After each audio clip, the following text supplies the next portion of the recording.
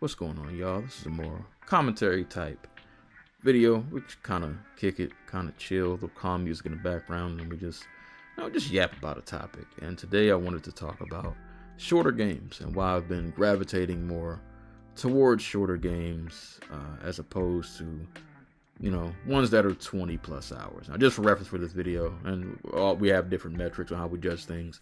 For me, shorter games, anything 10 hours or less is my metric and my reference point for this video in terms of what I think a short game is for me and my attention span. 10 hours or less will make me feel like I'm not dedicating my whole life to have to beat a game. And this is not to say that I don't enjoy longer games. I just recently finished Rise of the Ronin, which I put about 67 hours into. Thoroughly enjoyed it. Currently playing through Xenoblade Chronicles X, which I'm at about 50 plus hours in. And by the time I finish, I'll be well over 100, I'm sure. And that game is amazing. Loving it.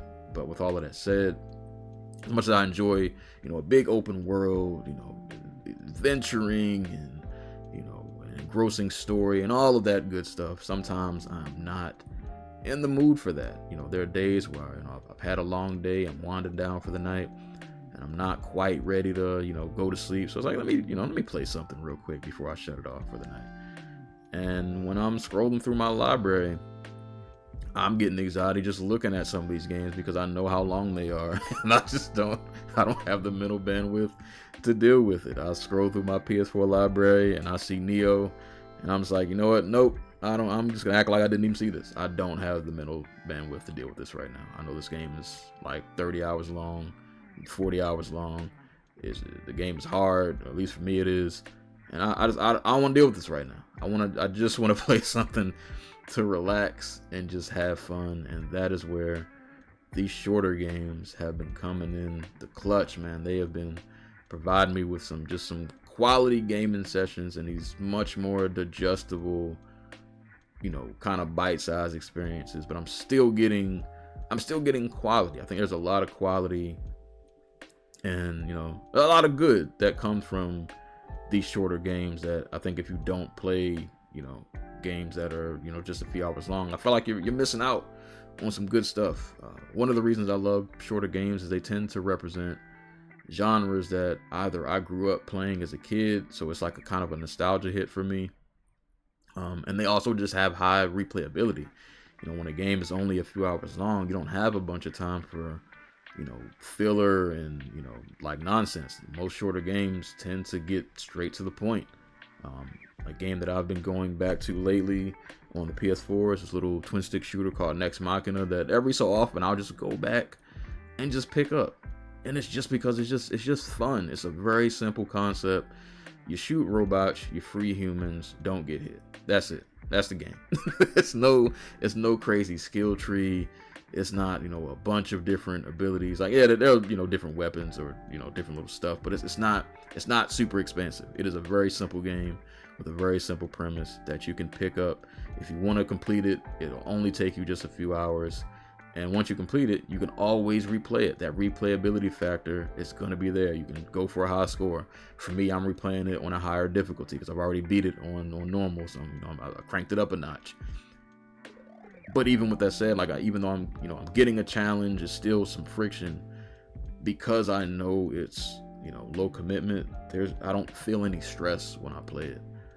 I can pick this up and play it for 20, 30 minutes. And, if I don't feel like playing anymore, I'll just put this down. I'll come back later. Like it's so simple. It's such a different feeling than going into something that's 20 to 30 hours. Like when I play Xenoblade and I'm looking at my objectives, I'm like, all right, I gotta do this side mission, I gotta do this side mission, I gotta go here, I gotta do that. With these shorter games, it's just a lot of them are that simple pick up and play, kind of like when we were kids. When you go play a beat 'em up, most beat 'em ups tend to be on the shorter range. Most of them I would say are probably under 10 hours, at least for a first playthrough. If I go to play, Streets of Rage 4, or Fight and Rage, which I really love, Double Dragon Gaiden, which I've been going back to because they added some DLC characters, Bimmy Lee and everybody else they added. I don't have to think too hard about what I'm doing. Like, yeah, there are mechanics to learn and a few little bits and bobs and things, that you're gonna have to know. But all in all, like, they're not.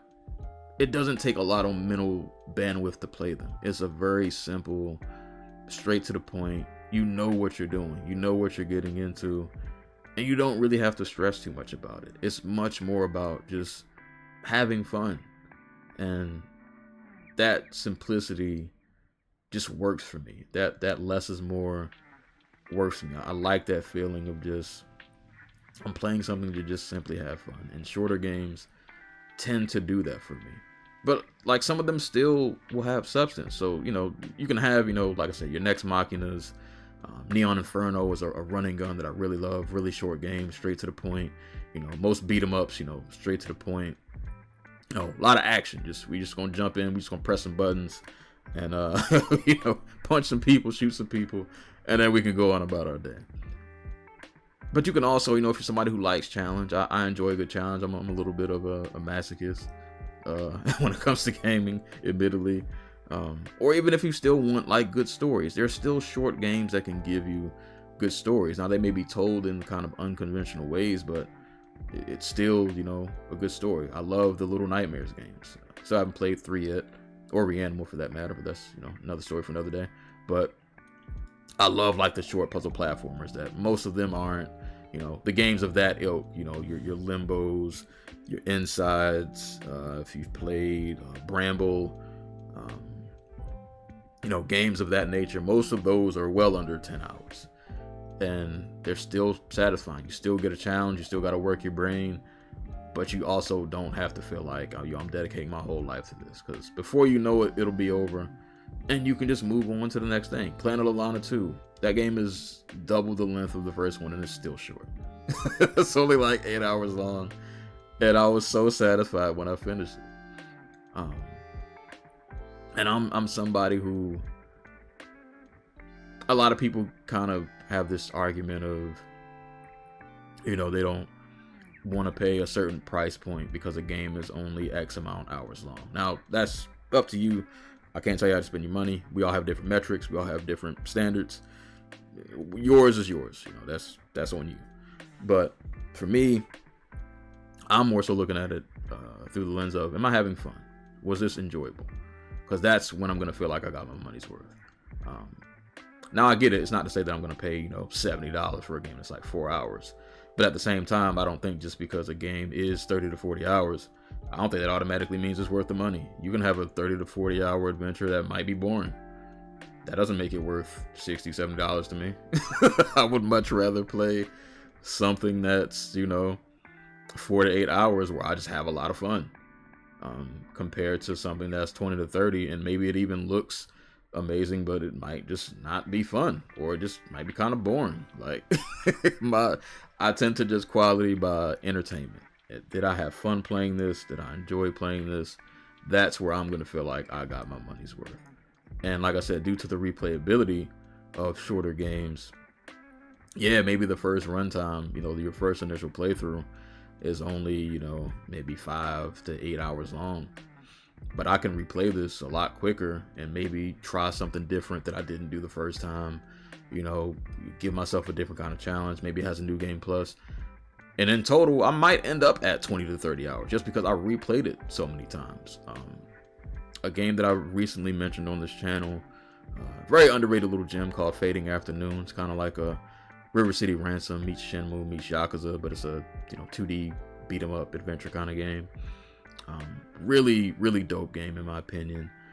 I've played this through the game for one complete playthrough is maybe 4 hours at the most. Maybe 4 and some change. I've already beaten this game 3 times and I've gotten 3 different endings. My money, the game was well worth it already on the first playthrough. And the fact that I've, due to just how this game was designed, the playthroughs in terms of, just going from the start points to the end is fairly short, but they packed so much into the game with just these different little, now that the game doesn't hold your hand at all. And I mentioned this in my Hidden Gems video. If you want to know more about it, watch that video. But they don't hold your hand at all, but if you're just willing to just experiment and try different things, you can get a bunch of different endings in just a quick little 3 to 4 hour experience.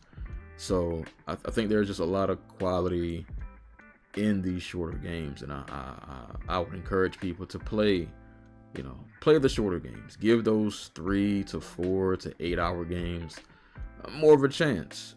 I think a part of the reason why so many people are maybe intimidated by their backlog or just don't want to go through some of the games they have is because they know a lot of them are in that 20 to 40 hour range, and they just don't have it could be a daunting task when you got like 5 games that are in that time range of like 20 to 40 hours, and that's a lot to deal with. So you can kind of break up that daunting task by just playing some shorter in between games. Play games like Jusant, which admittedly I haven't finished, but I know the game's only like 5 hours long. Play something like that. Get those shorter, more condensed, experiences that'll still give you fun, can still give you a challenge, can still give you a good story. But most importantly, like I said, for me, it's about the fun and the entertainment, because at the end of it all, we can talk about graphics, we can talk about frame rates, we can talk about story, we can talk about this, that, and the third. At the end of the day, I play games to have fun.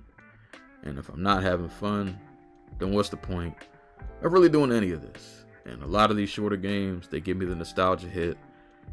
They give me good digestible time spans to play a game in. But most importantly, because they don't have time to really have a lot of filler and a lot of the in-between nonsense, they get straight to the point and they just let you have fun. And if we're not having fun, then what are we doing any of this gaming stuff for anyway? But that's all I have for today's video. My name is Serial Sensei. Y'all stay safe, y'all stay hydrated, and I will catch y'all on the next one.